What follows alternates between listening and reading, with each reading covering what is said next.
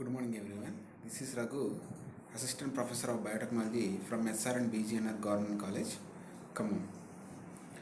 So today's topics are experiments that prove DNA and RNA as genetic material and different forms of DNA, A, B and Z forms of DNA and the structure of DNA. So these are the topics to be discussed in this video. So first of all, while coming to the experiments that proved DNA as genetic material, the first one is Griffith's transformation experiment, and this experiment was given by Griffith in the year 1928. So in the year 1928, this experiment was performed by Griffith, and the name of the experiment is transformation experiment. So in this experiment, Griffith has taken two bacterial strains from a single bacterium. So that is Streptococcus pneumoniae, otherwise called as Diplococcus pneumoniae. So Griffith has taken two different strains of Streptococcus pneumoniae or Diplococcus pneumoniae. The one strain is called as rough strain, so that is without capsule, so that is called as rough strain. The other strain is called as smooth strain, so that is with capsule. So for his experiment he has used mice, so as shown in the figure. So these rough and smooth strains are injected to mice as shown in the figure. So if you see the first mice on the left top, it is injected with live rough strain. After a few days, the mice is still alive. So second mice, he has injected with smooth live S strains, smooth live S strains of Streptococcus pneumoniae.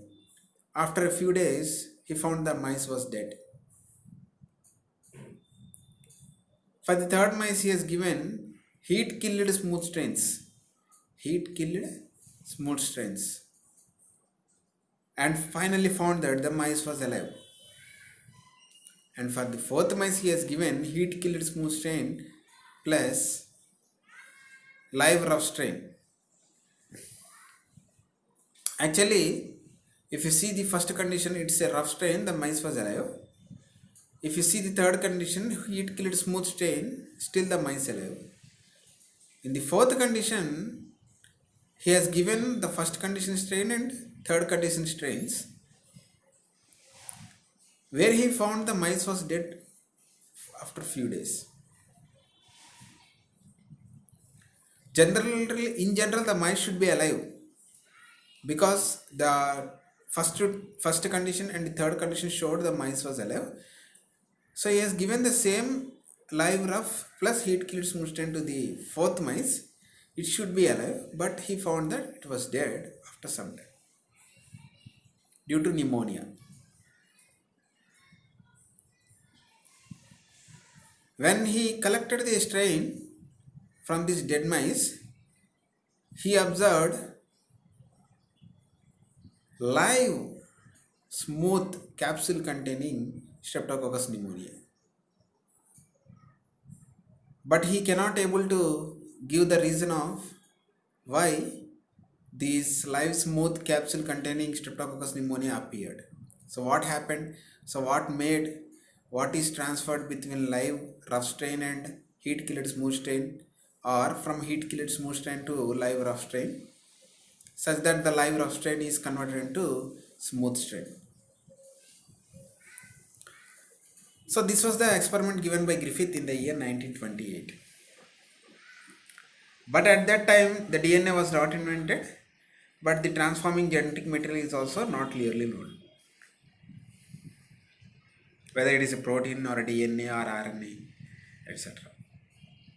So this experiment took place in the year 1928. So the next experiment was conducted by Avery, MacLeod and McCarthy.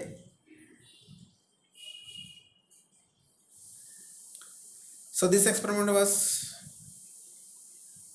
given in the year 1944. Avery, MacLeod and McCarthy's experiment 1944. By the time, the biochemist has invented some enzymes that will cleave protein and RNA as well as DNA, but the complete structure of DNA is still to be need to be elucidated by that time. So since it is 1944, so what they have done is they have collected the heat killed smooth strains and rough strains from the Griffiths experiment in a test tube. In 3 test tubes, 1, 2, 3, as shown in the figure, they have removed lipids and sugars from that particular solution, and then to the first test tube they have added proteinase, to the second test tube they have added RNase, to the third test tube they have added DNase. That means if you add proteinase, there won't be any proteins remaining in the test tube. It contains only RNA and DNA. So if you add RNase, it contains proteins and DNA. There is no RNA in the test tube. If you add DNase, DNA won't be present, RNA and proteins will be present. So these are the 3 conditions where they have introduced proteinase, RNase and DNase in 3 different test tubes. So after that, they have observed the bacterial cells. In the first test tube containing proteinase, the smooth cells appeared. In the second tube also, smooth cells appeared. In the third tube, there is no smooth cells. So, third tube does not contain DNA, but it contains RNA and protein. So, in first 2 test tubes, protein and RNA are missing, but DNA is present. Hence, in first 2 test tubes, you got the smooth strains. In third test tube, since DNA is not there, so you did not get smooth strains. So, a DNA from the dead smooth cells has been transferred to rough strains such that the rough strains are converted into smooth strains. So this is called as transformation, which we have discussed earlier, the process of transformation, taking up of cell-free DNA by the bacterium. So this is the experiment which took place in 1944, proved that transforming material is DNA by Avery, MacLeod and McCarthy. So Hershey and Chase experiment. With this experiment, they have shown that DNA contains phosphorus.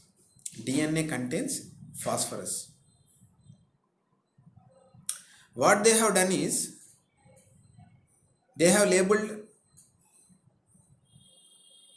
bacteriophages. Bacteriophages, they contain proteinaceous coat and as well as genetic material inside them. So they labeled this proteinaceous coat with sulfur S35 and also the DNA with P32. So they used these different kinds of bacteriophages, one labeled coat protein S35, one labeled DNA P32, and allowed to infect the E. coli cells. And after blending and centrifugation, they have observed that radio labeled P32 in the cytoplasm of the E. coli cells. Since bacteriophages will leave the proteinaceous coat outside and they will transfer the genetic material inside the bacterial cells, they proved that the genetic material that is present inside the bacteriophage contain phosphorus. That is why it is transferred from bacteriophage to inside the E. coli cells. So this is Hershey and Chase experiments which proved that the genetic material contains phosphorus, whereas proteins contain sulfur.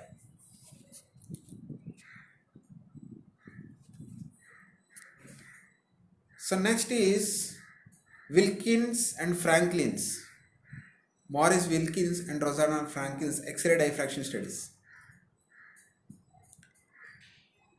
There were number of studies in between these years to give the structure of DNA, exact structure of DNA. Several scientists made several experiments.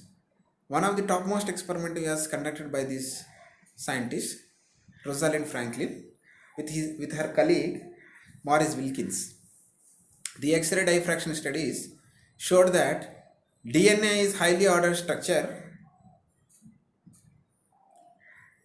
contains large nitrogen bases for every 3.4 nanometers. And they have also proved that DNA is a helix, double helix structure. And they have given some other information regarding the structure of the DNA. In the meanwhile, Erwin Chargaff, in the 1947 American scientist, he has given the Chargaff's rule regarding purines and pyrimidines that are present in the DNA. He has told that in DNA, number of purines is equal to number of pyrimidines. A plus T by G plus C is not equal to 1. So that means number of purines and number of pyrimidines in a DNA is equal. DNA is a double-stranded structure.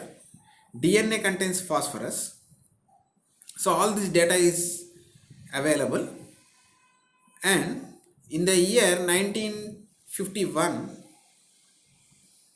Watson and Crick, with their ball and stick model, they have given the entire double-stranded DNA structure. These two scientists are biophysicists. They have not conducted any wet lab experiment. So they have collected the data which is done by the Rosalind Franklin, Erwin Chargaff and Hershey and Chase experiment, and they have calculated the bond angles with their biophysics and also given the entire structure of double-stranded DNA. And they got Nobel Prize in the year 1952. So these are the experiments that proved DNA as genetic material: Griffith's transformation experiment, Avery and McCarthy and MacLeod experiment, Hershey and Chase experiment, X-ray diffraction studies of Rosalind Franklin, Chargaff's rule, and Watson and Crick's double-stranded DNA. So finally they have proved DNA is the transforming genetic material. So the next one is RNA as genetic material. RNA as genetic material was proved by Franklin, Conrad and Williams. Franklin, Conrad and Williams. So these are the two scientists. They have taken two different types of TME virus, tobacco mosaic virus, type A and type B tobacco mosaic virus. From type A tobacco mosaic virus, they have collected the RNA as shown in the figure. And from type B tobacco mosaic virus, they have collected the protein. And they reconstituted a virus which contains RNA of type A and protein of type B. And they allowed this virus to infect the new tobacco leaves. And they have collected the new virus which showed the protein as well as DNA of A type. If the genetic material is protein, it should be of B type, but the genetic material is RNA, so it showed of A type, both protein as well as RNA. So with this experiment they have proved that RNA as genetic material in viruses. So virus contain RNA as genetic material. So proved with tobacco mosaic virus by Franklin and Conrad. So this is RNA as genetic material. While coming to the structure of DNA, deoxyribonucleic acid. RNA means ribonucleic acid. The major difference is the sugar, ribose sugar that is present. In DNA it is called as deoxyribose. So ribose is a 5 carbon compound. So 5 carbon containing compound. It's a carbohydrate 5 carbon containing compound. So now here they have shown the Haworth structures, cyclic structures in Furnos rings. So Furnos is a 5-membered ring. So you can see the carbon number 1, 2, 3, 4 and 5. In deoxyribose sugar, the 2' carbon atom does not contain oxygen. 2 hydrogens are present on the carbon. There is no oxygen. Then it is called as deoxyribose. If it contains an hydroxyl group at 2' end along with hydrogen, then it is normal ribose. If you remove oxygen, it is called as deoxyribose. If normal hydroxyl group is present, it is called as ribose sugar. So this is the sugar that is present in the DNA.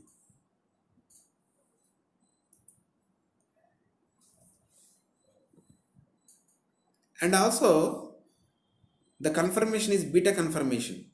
The Furnos ring conformation is beta conformation. So you can see the C carbon atom number 1, the OH group is present on the top instead of bottom on the carbon atom number 1. So OH group, to this OH group the nitrogen bases will attach. So if it is an alpha position, it will be down the carbon atom. Since it is on the top of the carbon atom, it is called as beta position. So the sugar that is present in the DNA is beta D-deoxyribose.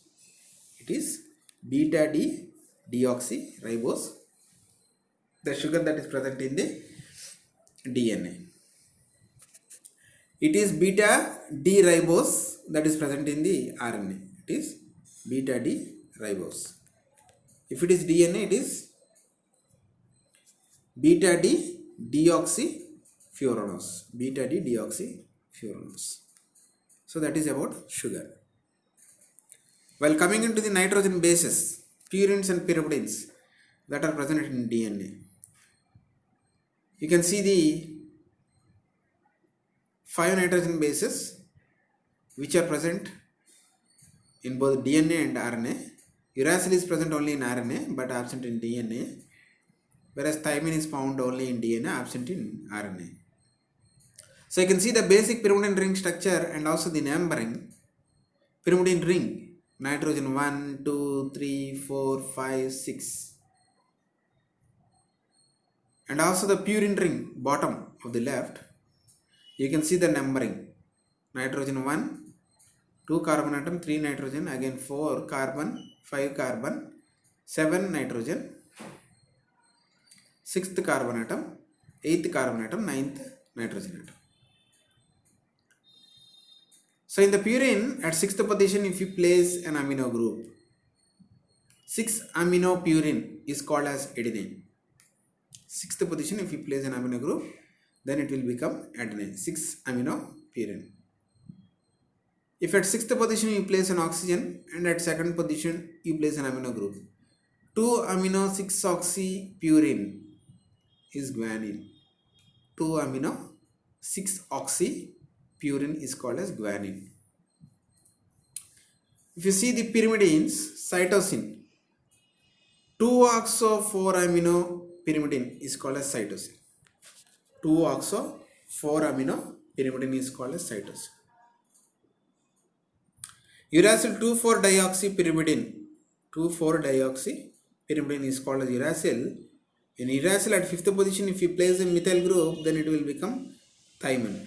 2,4-dioxy 5-methyl pyrimidine.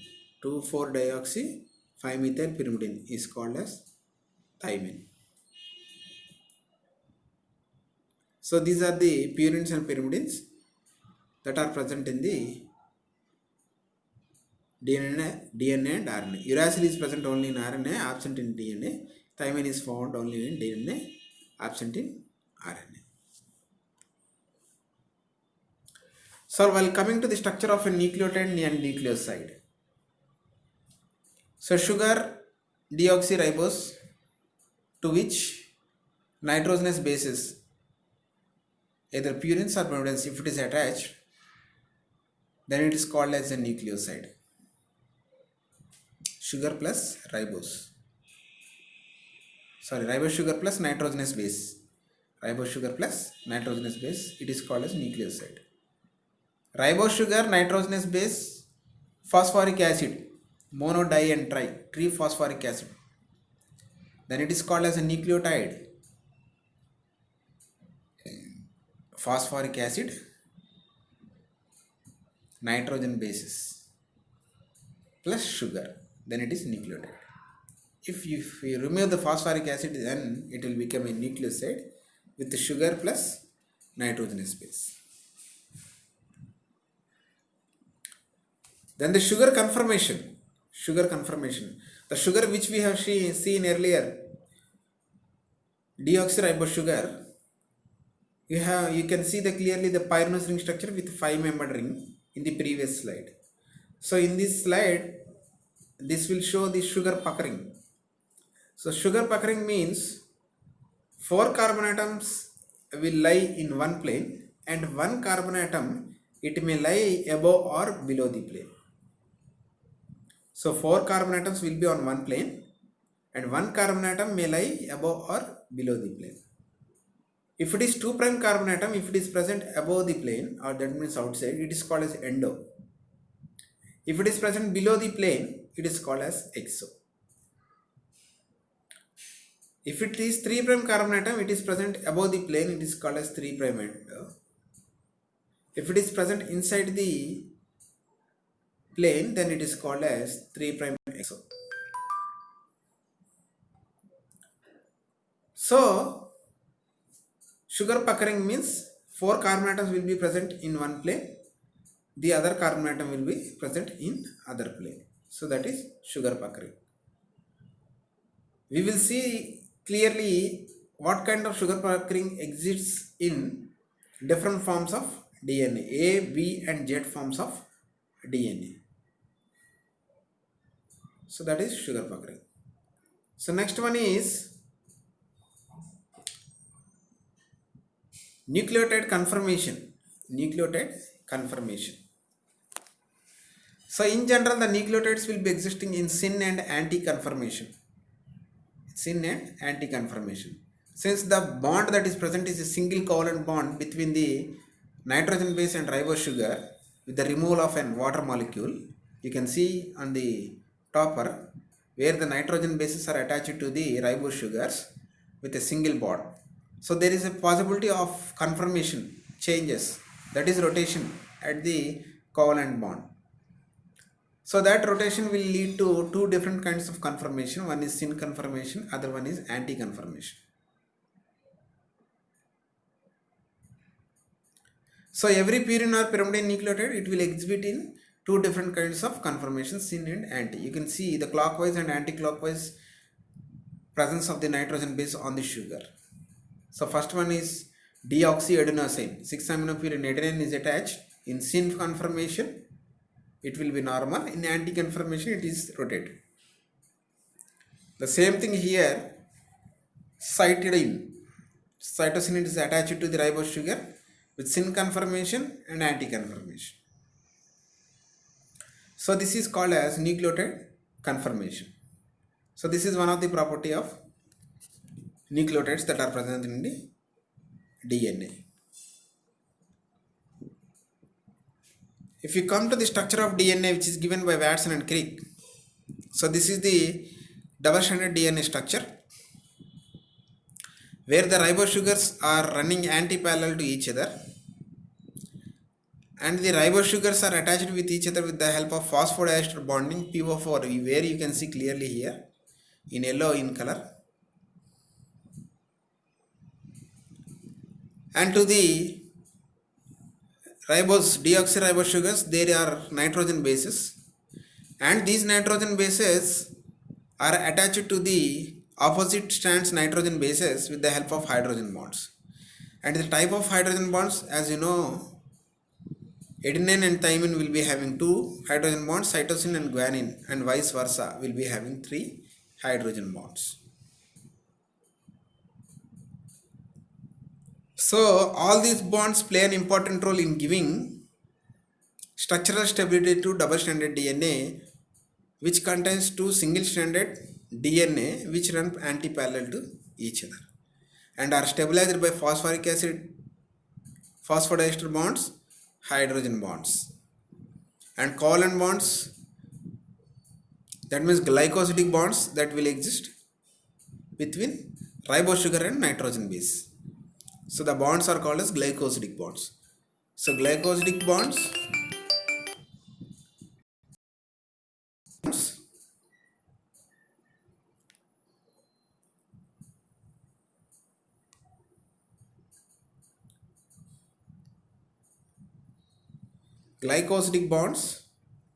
are present between sugar and nitrogen bases. Hydrogen bonds are present between the nitrogen bases which run in the opposite direction in between the 2 anti-parallel single-stranded DNA molecules. And covalent bonds that will also stabilize the structure of DNA. So this is double helical structure of DNA given by Watson and Crick.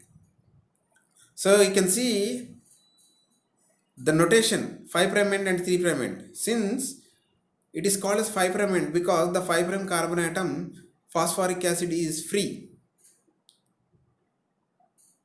So that is called as 5' end. If the 3' end hydroxyl group is free, then it is called as 3' end.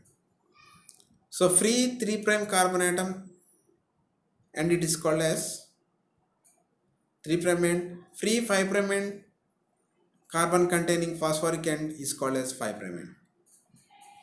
So this is called as 3' 5' conformation of DNA given by Watson and Crick. So this is the entire double helical structure of DNA. So which shows the major groove and minor groove. You can clearly see the major groove. So it is the double helical structure. It forms 2 different kinds of groove, which you can clearly see the major groove. It's deep and wide. That is called as major groove, where it is a little smaller and narrow. It is called as minor groove. So every DNA will be having this major and minor grooves in them. So we have seen also the properties of the DNA: sugars, sugar puckering, nucleotide conformation, and also major groove and minor groove. Now we will discuss the different forms of DNA. So these are the different forms of DNA: A form, B form, and Z form of DNA. Each and every property will be seen clearly here. If you see the helical sense, it is a right-handed in case of A form. It is also right-handed in B form and left-handed in Z form. And if you see the diameter of the helix, that means width of the helix, it is 26 angstroms in A form, 20 angstroms in B form, and 18 angstroms in Z form. If you see the base pairs per helical turn, so the number of nitrogen bases per helical turn, it is 11 in A form, it is 10.5 and 12 in Z form.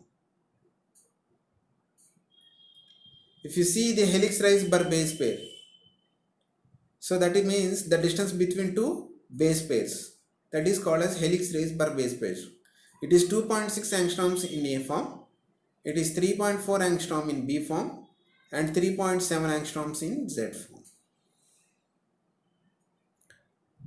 Base tilt to normal axis, helical axis. So if you see the helix and draw a central axis, it is called as helical axis. The bases will be seen tilted from the central helical axis and the tilt is about 20 degrees in A form, and the tilt is about 6 degrees in B form, and the tilt is about 7 degrees in Z form. And the sugar puckering, which we have seen 3' endo and 2' endo, 3' exo and 2' exo, we have seen in the previous slide, where 4 carbon atoms will lie in one plane and 1 carbon atom will be lying above or below the plane. That is called sugar puckering. So that sugar puckering for A form of DNA, it is 3' endo. So all the sugars, deoxyribose sugars that are present in A form, they contain 3' endo sugar puckered ribose sugars. So whereas in B form they are 2' endo. In Z form they are 2' endo for pyrimidines and 3' endo for purines. So it is a mixture of 2' and 3' endo pyrimidines and purines. So in Z form you will be having 2' endo for pyrimidines and 3' endo for purines. So and glycosidic bond conformation. So as I mentioned earlier, glycosidic bond and nucleotide conformation. So the nitrogen bases are attached to the sugars with the help of glycosidic bonds. And we have seen the nucleotide conformation, syn and anti. So that is with respect to the glycosidic bond conformation and nitrogen base. So in A form it is anti, and also in B form it is anti. All the purines and pyrimidines, they will be present in anti form in A form and B form. Whereas in Z form, pyrimidines will be anti form and purines will be in syn form. So that is glycosidic bond conformation. So the next one is major groove and minor groove. As we have seen in the previous slide, the major groove and the minor groove that are formed in the conformation of DNA. So in B form of DNA, the major groove will be wide and deep. In A form, it is deeper. In Z form, it is flat. And the minor groove in B form, it is narrow and less deep, and shallow and border in A form, and it is very narrow and deep in Z form. So this is the differences of major groove and minor groove between the A, B and Z forms of DNA. So that is structure of DNA, and the Watson and Crick structure of DNA is B form of DNA. And all the properties which we have discussed in the previous slide, B form under B form of DNA belongs to Watson and Crick double-stranded DNA. So B form of DNA is Watson and Crick form of DNA, and these properties will belong to that form of DNA. So that is today's topic. Experiments that proved DNA as genetic material, RNA as genetic material, structure of DNA, and properties of A, B and Z forms of DNA. Thank you for patiently listening to the topic.